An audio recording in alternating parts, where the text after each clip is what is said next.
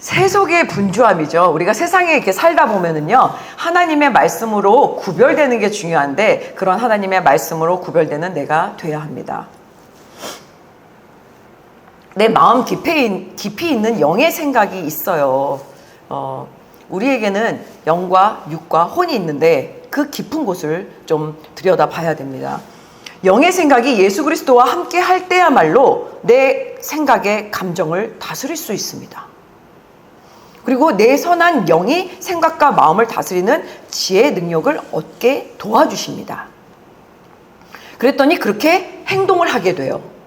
그랬더니 행동이 반복되면서 습관이 된다고 했는데, 그 길은 예수 그리스도를 통해서만 완전하다. 그리고 예수 그리스도를 통해서만이 선하게 변화될 수 있다.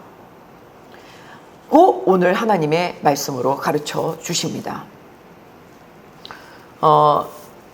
잠깐 보면 이런 제가 이렇게 한번 정리를 하면은 이해가 되실 수 있을까 모르겠습니다. 성부 하나님, God, 그죠? 그리고 성자, 그의 아들 예수 그리스도세요. 네, 주저서 다 아시지만, 그리고 성령 보혜사, 스피리트예요. 스피리트라는 그 영은요, 보혜사. 그러니까 거룩한 홀리 스피릿이에요. 거룩한 영이 성령님이세요. 근데 중요한 거는 우리가 예수는 그리스도이십니다를 고백했더니 이제는 내 안에 성령님이 들어오시면서 하나님의 자녀가 돼서 나를 지금 하나님의 그 삼위일체 하나님이 꽉 이렇게 끌어안고 계세요. 잘 조금 이해가 되실지 모르겠는데 조금 더 나아가서 한번 보겠습니다. 그러니까 나를 딱 보면은 내가 겉에 바디가 있잖아요. 우리 행동, 그죠? 몸이 있는 거예요. 그러면은 이 육적인 몸은 세상 관계에서의 어떤 그런 네트워크를 이뤄갑니다. 근데요, 내가 세상에서 이루어지는 어떤 그러니까 그런 관계를 맺어가려면 되게 이렇게 우리 스킨을 만지면 감각이 있으세요? 오감이라는 게 있잖아요. 그죠? 예, 오감이 뭔지는 다 아시죠? 청각, 후각, 미각, 시각, 이제 이런 촉각, 이런 감각들이에요.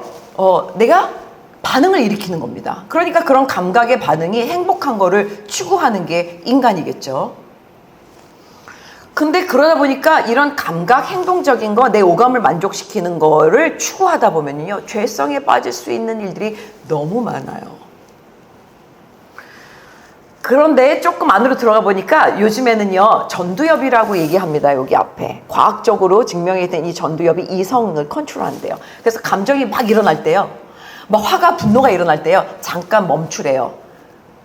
이거는 제가 얘기한 게 아니라 정신과 심리학과 교수님이 얘기하신 겁니다. 잠깐 멈추고 호흡을 가다듬으래요. 그러면서 전두엽을 의지하래요.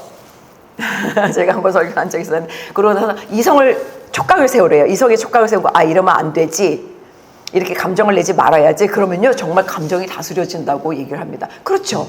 그게 이성이에요. 그리고 지성을 쌓는 거죠. 공부를 하면서 내가 지적으로 더 점점 지혜로워지는 겁니다. 그러면 그것이 지성과 어떤 의지, 이런 어떤 감정을 컨트롤할 수 있는 혼적인 소울이요, 내 감각, 육체적인 행동을 또 컨트롤해 준다고 해요. 그럴 수 있잖아요. 그래서 지성인들은 조금 더 감각적인 거나 감정이 막 올라올 때 그거를 제한할 수 있는 힘은 있다.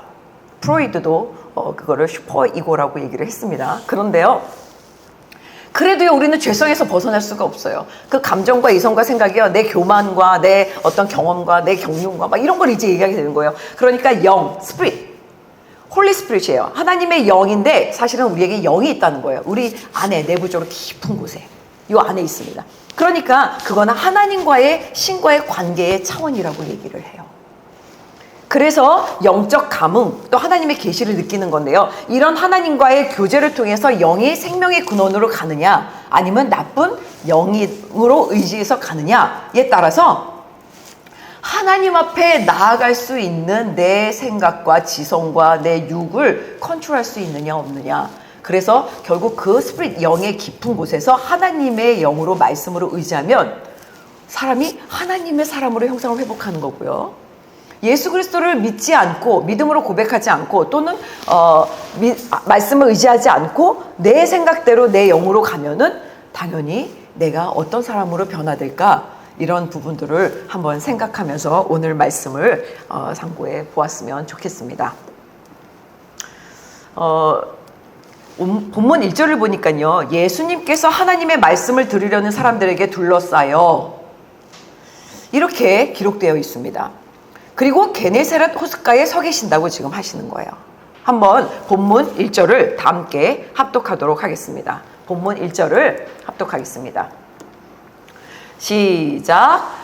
예수께서 하나님의 말씀을 들으려는 사람들에게 둘러싸여 게네사렛 호숫가에 서 계셨습니다.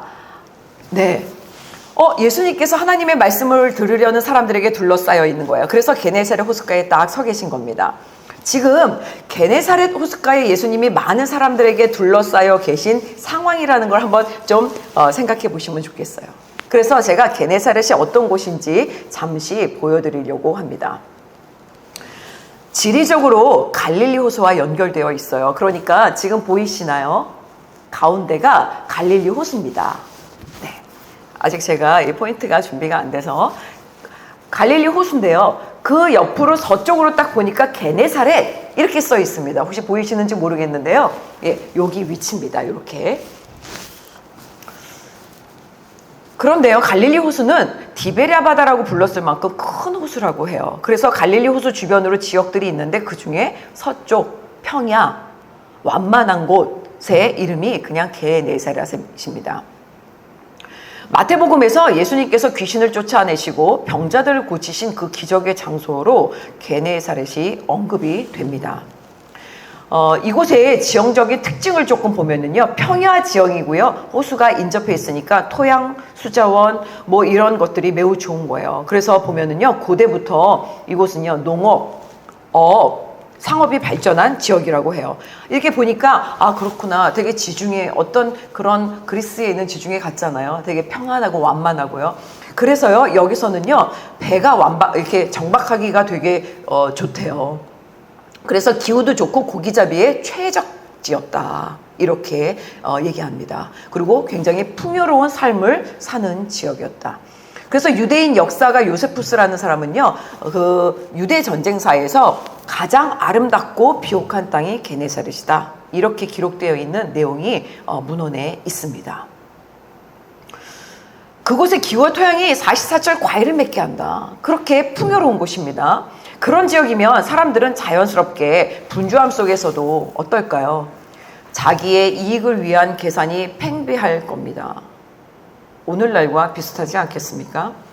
어떻게 하면 더 잘 살기 위한 노력으로 풍요와 안락은 따라오겠죠. 그리고 그거를 추구합니다.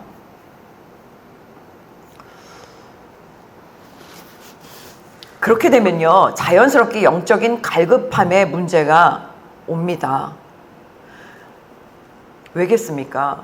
항상 보면은 내가 풍요로울 때 함께 세속의 모습은 같이 커집니다. 그래서 유흥, 음란, 쾌락, 공허, 뭐 이런 것들이 공존하지 않겠습니까? 그런데 예수님께서는 지금 이곳을 선택하십니다. 이곳이 생명과 풍요의 상징 공간이라서가 아니라 지금 예수님은요, 하나님의 말씀의 권세가 드러나야 하는데 그곳이 지금 게네사렛이었다라는 겁니다. 어떤 말씀의 권세인지 좀 더 깊이 본문을 통해서 살펴보려고 합니다.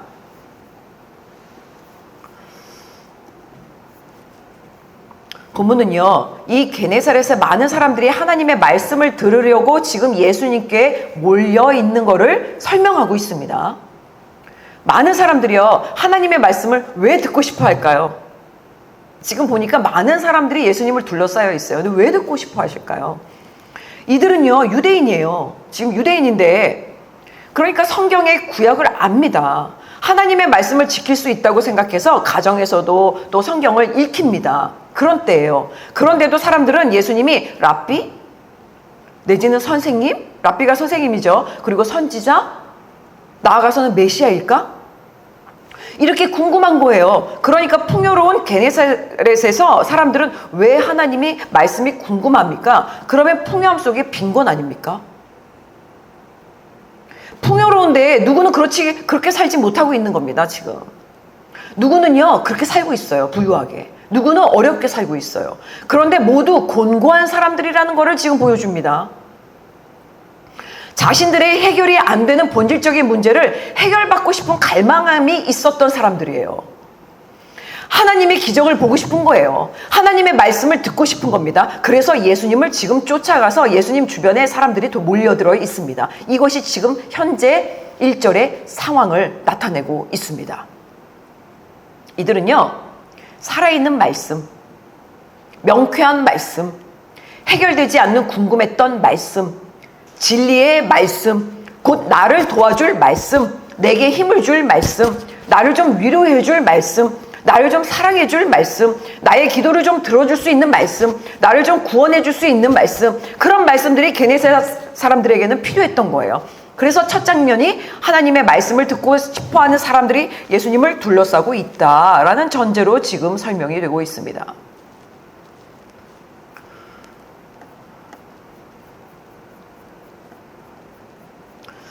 예수님께서 하나님의 말씀을 들으려는 많은 사람들에게 둘러싸여 계신데요. 예수님은 호숫가에 서서 무언가를 보고 계시는 거예요. 1절을 보니까. 예수께서 보시는 건요, 지금 2절에 지금 배 두 척 호숫가에 대고 있어서 어부들은 배에서 내려서 그물을 씻는 모습을 보고 계세요. 이렇게 서서. 1절과 2절의 장면입니다. 예수님은 어부들의 모습을 보시면서 그 안에 함께하는 베드로를 주목하신 것 같아요. 왜냐하면요, 3절에 이렇게 기록합니다.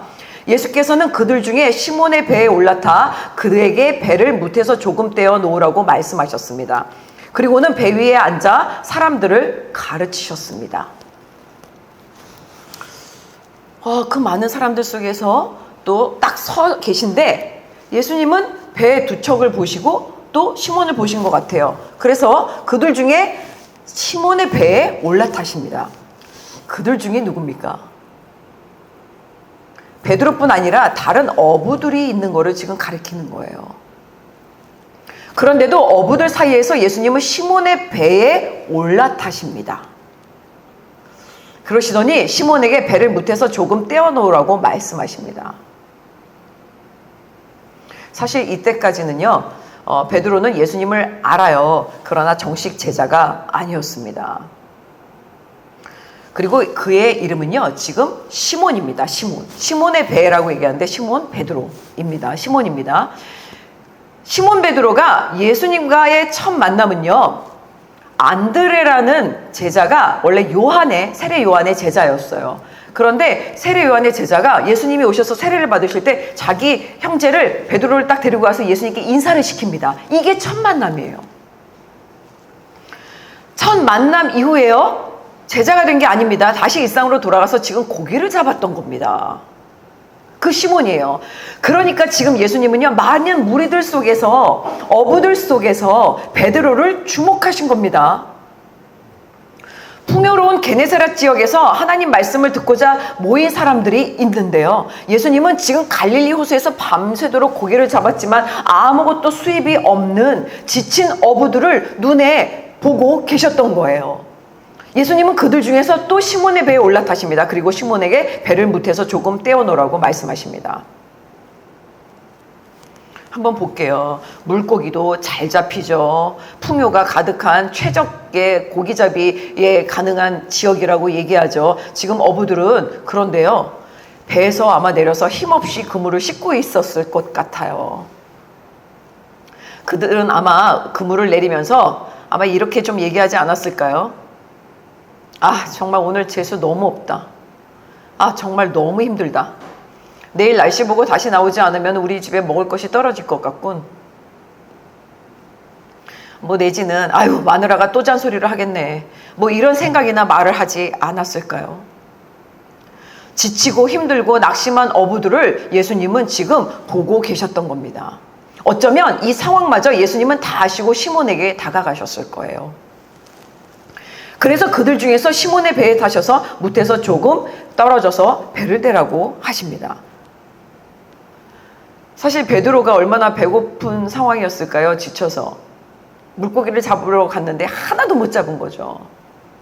한번 우리 상황과 좀 적용해 보면 하루, 한 달, 1년, 10년 굉장히 열심히 고생한 것 같아요. 열심히 산 것 같아요. 성실하게. 근데 아무 수확이 없는 거예요. 남들은 풍요해지는 거죠. 그렇게 열심히 사는 거 보니까. 자신이 필요한 것들을 채우고 원하는 것에 따라서 다니면서 따라다니고 먹고 잘 사는데 나는 하루를 일해서 먹고 살아야 되는 겁니다. 이때도요, 게네사렛에서 빈익빈 부익부를 경험하면서 대조적이고 양극화된 오늘을 사는 그런 모습이 보이는 겁니다. 우리 이때 지금과 너무 똑같지 않습니까? 내일을 걱정하는 삶을 살아가는 우리들 같지 않습니까? 그런데 예수님은 그런 많은 사람들 속에서 지금 서서 나를 지켜보고 주목하신다는 겁니다. 오늘 허탕이야. 우리는 이렇게 얘기할 수도 있어요. 아, 오늘 망했다. 오늘 몸이 지친다. 진짜 이렇게 열심히 사는데 미래가 막막하다. 아, 오늘도 병이 낫지 않았어. 뭔가 완치됐다는 얘기를 듣지 못했어. 물질적으로 해결해야 될 문제도 많네. 아이고, 많은 업무에 시달려서 참 우울하다. 자녀들과 싸우고 뜻대로 되지 않아서 힘들다. 부모님과 근심되는 일들이 반복되는구나. 그렇게 마음의 상처가 커지다 보니까요, 영적으로 어둠에 휘둘려 악한 생각이 나를 감싸는 그런 영적 상태의 사람들일 수 있습니다. 지금 어부들의 모습입니다. 한마디로 지쳤다. 에이, 다 싫다. 잠이나 자자. 그런데 뭐 잠이 오나요? 잠도 안 오는 겁니다. 이런 걱정 저런 걱정 때문에 그런 나를 지금 예수님은 바라보고 계시는 겁니다. 게네사렛 호수에 서서 그 많은 사람들 속에서도 그들을 바라보고 계신다고 말씀해 주십니다. 그렇게 지쳐 있었을 베드로에게 다가오신 것처럼 오늘 하나님의 말씀으로 지금 나에게도 우리에게도 그리스도 작은 교회 우리를 향해서 지금 서서 말씀해 주고 계시는 본문입니다. 배를 다시 못해서 떨어뜨려 세우거라. 그럼 베드로는 아유, 지쳐서 힘도 없고 배고픈데 그물 다 씻었어요. 배를 왜 띄워요? 저는 집에 가야겠어요. 배고파요. 할 수 있지 않습니까? 그런데 베드로는요, 다시 살짝 줄을 풀고 배를 못해서 띄웁니다. 여기서 좀 주목해 봐야 합니다. 하나님의 말씀은요, 내가 해석하면 안 되잖아요. 하나님의 말씀대로 해석해야 합니다. 구약의 말씀은 1.1획도 사라지지 않는다고 하셨어요. 그런데 예수님만 믿으면 구약은 없는 것 같이 안 해도 된다고 생각할 수 있어요. 예수님을 믿으니까 내가 잘못해도 구원받아라는 구원파의 모습을 우리가 또 신앙생활로 가져갈 수 있습니다. 예수를 그리스도십니다 라고 믿음의 고백을 하면요, 내 영이 잘못된 일을 하고 싶지 않게 하나님의 영에 순종하게 됩니다. 그 깊은 영, 스피릿이 홀리 스피릿이 된다고 아까 그림을 통해서 이제 봤어요. 깊은 곳입니다. 하나님이 원하시는 뜻을 분별해서 살고자 바뀌게 되는 거예요. 그냥 성경 1.1획도 다 지키려고 노력하게 되는 겁니다. 그것이 순종입니다. 베드로는 지금 그렇게 순종합니다. 어떠한 토도 달지 않고요. Yes. 그리고 물을 못해서 띄워서 다시 배를 물에 띄웁니다. 다른 어부들은 어땠을지 모르지만 예수님은 베드로의 영적 상태를 지금 보고 계신 거였어요. 베드로의 순종으로 배는 물에서 살짝 거리를 둡니다. 예수님은 지금 하나님의 말씀을 선포하실 때요, 게네사렛의 세속적인 영역, 그리고 거룩한 영역으로 조금 떨어뜨려서 물이 찰랑찰랑 흔들리는 곳, 말씀이 세상을 향하고 있는데 세상에 속하지 않는 곳에서 하나님의 말씀을 선포하십니다.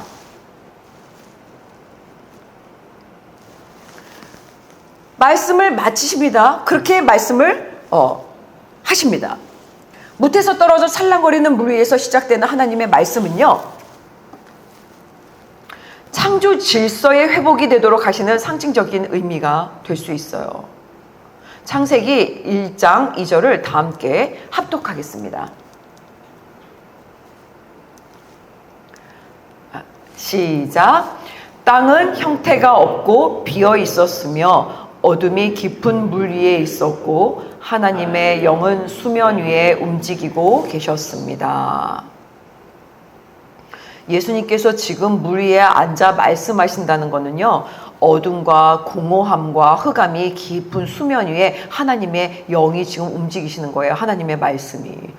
마치 창조 때에 말씀의 빛이 다시 세상에 비치는 순간이 되는 겁니다.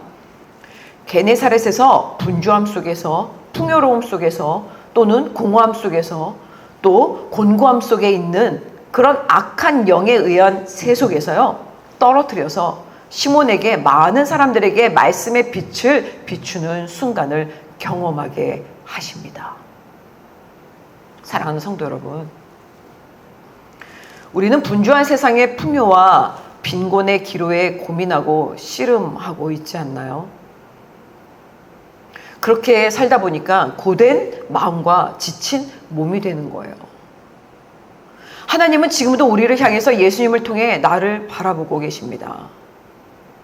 그리고 말씀하십니다. 누구야, 혜인아, 너 세속에서 살짝 떨어져서 잠깐이라도 조용히 잔잔한 물가 위에서 하나님의 말씀을 들어보지 않겠니? 이때 시몬과 같이 주님께 순종하는 은혜에 있으시기를 원합니다. 미디어도 내려놓고, 분주함도 내려놓고, 여러 속상함도 내려놓고, 고민도 내려놓고, 책도 내려놓고, 취미도 내려놓고, 하던 일도 다 내려놓고, 잠깐은 조용히 잔잔히 하나님을 예배하는 겁니다. 저희가 지금 주일 이렇게 하루에 와서 하나님께 예배드려도 됩니다. 그런데 예수님은요, 지금 고기잡이 하던 날 한참 일하는 평일에 말씀하시는 거예요.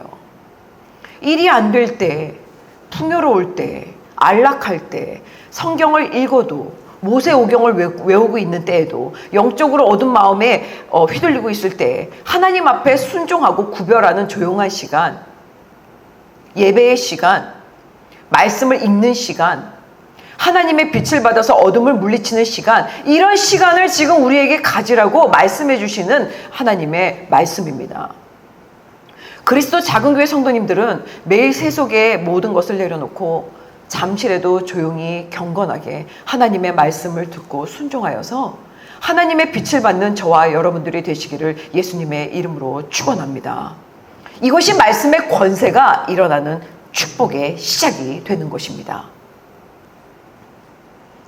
깊은 곳으로 나아가는 겸손의 순종은요, 나를 변화시킵니다.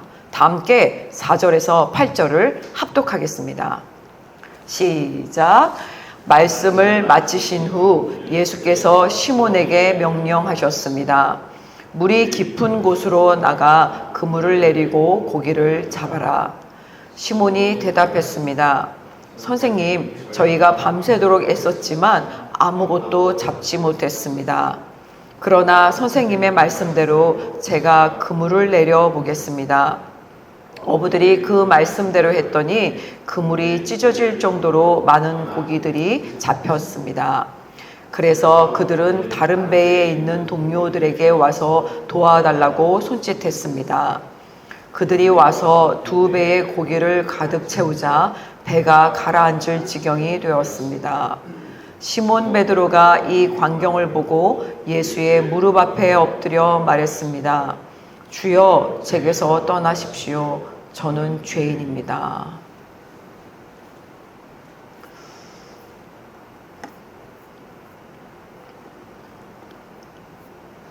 예수님께서 하나님의 말씀을 딱 마치셨어요. 그리고 시몬에게 이렇게 말씀하십니다. 깊은 데로 가서 그물을 내려 고기를 잡으라. 이렇게 말씀하세요. 고기잡이의 달인은 베드로 아닙니까? 시몬은 고기잡이였고요, 어부였고, 예수님은 목수셨습니다. 우리 같으면 어떻습니까? 야, 내가 경험이 있어. 나 학식 있어. 야, 내가 달인이야, 전문가인데 비전문가가 나에게 이렇게 저렇게 가르치는 거예요. 그럼 어떤 마음이 들까요? 그래서 저도 생각을 좀 해봤어요. 아, 나도 예전 같으면 좀 그 사람 무시하고 조용히 있다가 떠났을 것 같다. 듣고 싶지 않은 거죠. 저한테 이래라 저래라 아니면은 비전문가가 이렇게 얘기하면 아유, 뭘 안다고 아마 이렇게 생각했을 것 같습니다. 좀 더 나아가서 뭐 이렇게 얘기도 하지 않았을까요? 아유, 어떡하지? 저 사람 전공이나 하지, 공부 좀 하지, 체계적인 훈련을 좀 받고 얘기하지. 그리고 전문가가 돼서 같이 좀 나눌 수 있으면 그때 내가 들어줄게. 근데 사실은요, 지금도 현장에 나가면요, 세속에 나가면 그럴 수 있습니다. 이거는 죄가 아니라 어떻게 보면 관계성에 또 필요한 부분일 수 있겠지요. 그런데 예수님을 통해서 하나님의 말씀으로 세워진 지금 하나님의 공동체, 하나님의 말씀을 마치신 후에 하나님의 말씀으로만 온전히 살아가기를 원하는 사람들에게 이 말씀을 하시는 거예요. 베드로에게. 물이 깊은 곳으로 나가서 그물을 내리고 고기를 한번 잡아봐. 말씀을 딱 마치시고 말씀하십니다.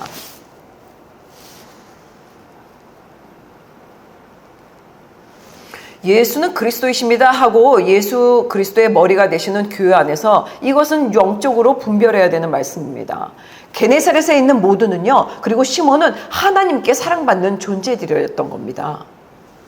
그러니까 베드로가 이야기합니다. 선생님, 그 다음 절입니다. 우리들이 밤이 새도록 수고하였으되 잡은 것이 없지만 말씀에 의지하여서 내가 그물을 내리리이다. 이렇게 순종의 고백을 또 합니다. 마음에 하나님 안에서 감동이 된 거예요. 하나님의 영이 충만한 상태가 된 거예요. 그러니까 첫 번째도 순종했지만 두 번째도 또 순종해서 나아갑니다. 참 베드로도 믿음의 순종을 잘하는 착한 사람이었던 것 같아요. 그죠? 뭐 감정이 어떻든 간에 자신이 달인인데도요, 하나님의 말씀에 감동을 딱 받으니까 그냥 의지하여서 순종해서 그물을 내립니다.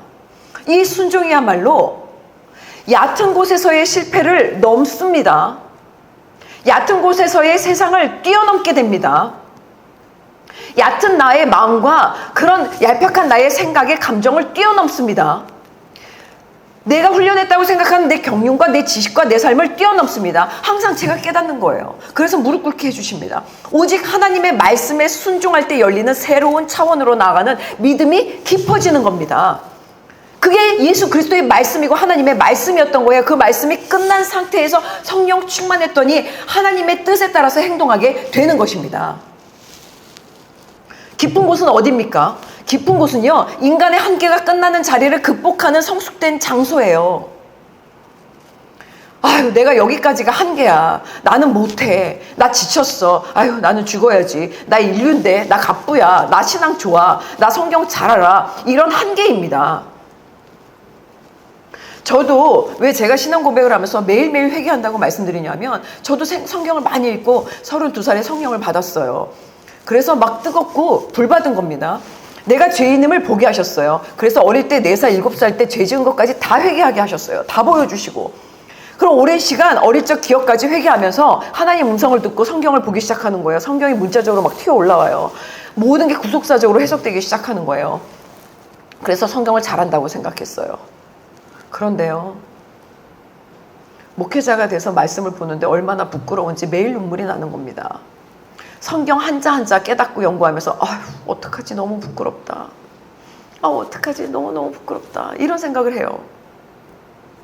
성경을 누가 감히 다 한다고 할 수 있겠습니까? 신학대전을 집필했다가 완성하지 못하고 떠난 교부신학자 아퀴나스가 있어요. 토마스 아퀴나스. 그분이 죽기까지 성경을 연구해도 너무 위대하고 놀라운 하나님의 말씀을 알 수가 없어서 무릎을 꿇는다고 하다가 하늘나라에 부르심을 받았습니다. 시몬은 겸손하게 순종했습니다.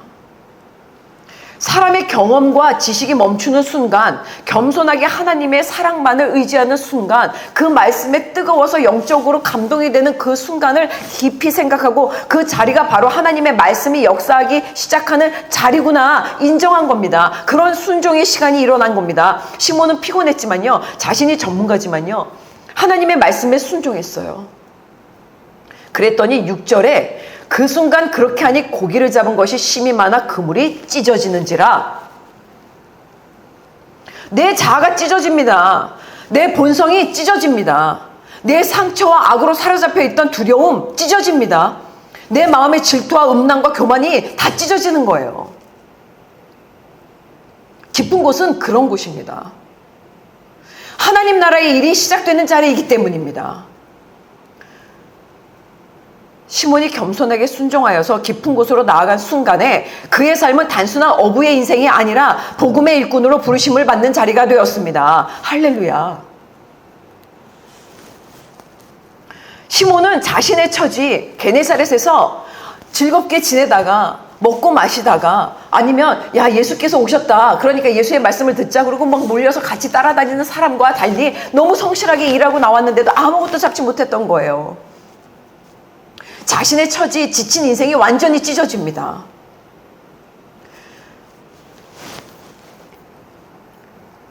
그랬더니 7절에 그들은 다른 배에 있는 동료들에게 와서 도와달라고 손짓합니다. 2배의 고기를 가득 채우자 배가 가라앉을 지경이 되었습니다. 하나님의 영으로 충만한 기쁨이 막 충만해지는 거예요. 너무 감사한 거예요. 그러니까 요즘에 자꾸 웃으면 아유 쟤 실없다 감정적이다 얘기할지 모르겠지만 너무 기뻐서 웃는 거예요. 성령 충만해서 하나님을 찬양하는 예언적 그런 말씀의 찬양을 올려드리는 겁니다. 그게 지난주 설교였던 거예요. 너무 감사하니까 하나님 감사합니다. 감사가 나옵니까? 내 삶이 힘든데 처지가 힘든데 그런데 내 자아가 찢어집니다. 내 문제가 찢어집니다. 성령이 충만해지는 것을 지금 말씀해 주시는 거예요. 고기가 채워집니다. 하나님의 역사가 나타납니다. 하나님의 기쁨을 통해서 하나님의 만족을 허락하여 주십니다. 그랬더니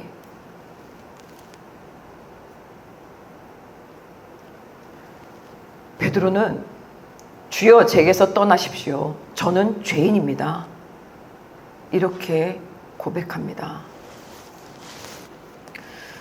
고기가 그물을 찢어지듯 잡히면 되게 사람들은요 얕은 생각으로 또 말하잖아요. 고기가 많이 잡히게 해주셔서 감사해요. 역시 예수님. 뭐 이러지 않을까요? 오늘 우리 식구가 맛있게 많이 먹고 팔아서 돈도 벌 수 있게 해주신 예수님. 역시 랍비는 내 인생의 구원자. 내 가족이 풍족하게 먹게 해주시는 나에게 도움이 되는 예수님. 뭐 이렇게 얘기하겠죠. 감사합니다. 와 예수님 대단하네요. 목수였는데 역시 랍비입니다. 선생님이십니다. 이렇게 말하지 않았을까요? 근데 베드로는요 깊은 대답을 합니다. 영의 대답을 하는 거예요. 지금 깊은 데로 갔다가 모든 게 찢어지니까 영의 대답입니다. 주여 제게서 떠나십시오. 저는 죄인입니다. 깊은 데로 가서 하나님의 영을 느낍니다. 그러니 내 죄성이 찢어졌습니다. 아 내가 죄인이구나. 아 예수님이야말로 내 영의 구원자시구나. 이런 영적 능력이 하나님의 권세로 나타나는 겁니다. 그것을 깨달은 겁니다. 사랑하는 성도 여러분, 내 영이 깊은 데로 가라면 세속에서 조금 떨어져 하나님을 예배함이 매일매일 깊어져야 합니다. 열심히 수고하지만 마음의 그물은 비어있지 않습니까? 그럴 때 주님은 동일하게 오늘도 말씀하십니다. 깊은 데로 가라. 이때 내 생각이 아니라 주님의 말씀에 순종하겠나이다. 예, 오늘은 잠깐 다 끊고 하나님 앞에 말씀을 읽고 주의 성령으로 충만하고 싶습니다. 그래, 깊은 데로 가라. 예, 하나님의 말씀에 순종하는 기쁨을 얻습니다. 그랬더니 마음이 충만해지는 거예요. 사실은 오늘 본문에 없지만 그 본문 이하 10절은요. 그때 예수님께서 시몬을 드디어 말씀하시고 부르십니다. 두려워하지 마라. 이제부터 너는 사람을 낚을 것이다. 베드로는 인생이 변화됩니다. 이때 제자로 부르신 겁니다. 예수님과 함께하는 기쁨의 인생이 된 겁니다. 죄된 모습이 사라지고 하나님의 능력이 살아나는 사람으로 완전히 변화됩니다. 우리가 그럴 때에 예수님의 제자로서 하나님의 능력을 입고 살아가는 사람으로 변화되는 것입니다. 세상이 보이지 않고 하나님의 은혜가 충만하여진다는 말씀입니다.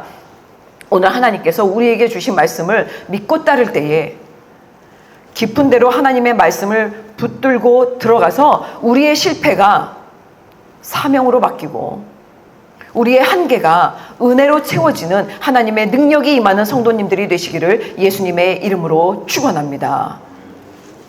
이 시간 잠시 모두가 통성으로 기도하는 시간을 가지려고 합니다. 오늘 선포된 말씀이 내 안에 심어져서 하나님의 말씀의 뜻이 깨달아지고 다시 하나님 말씀으로 회복되기를 원합니다. 그런 내가 되기를 원합니다. 그런 내 가정이 되기를 원합니다. 그런 그리스도 작은 교회가 되기를 원합니다. 그런 일산 동지방 교회가 되기를 원합니다. 그런 모든 교회들이 살아나기를 원합니다. 이 땅에 그런 교회들이 되기를 원합니다. 이 시간 잠시 깊은 데로 나아가는 내가 되기를 원하는 기도 함께 올려드리도록 하겠습니다. 다 함께 주여 한번 부르고 기도하겠습니다.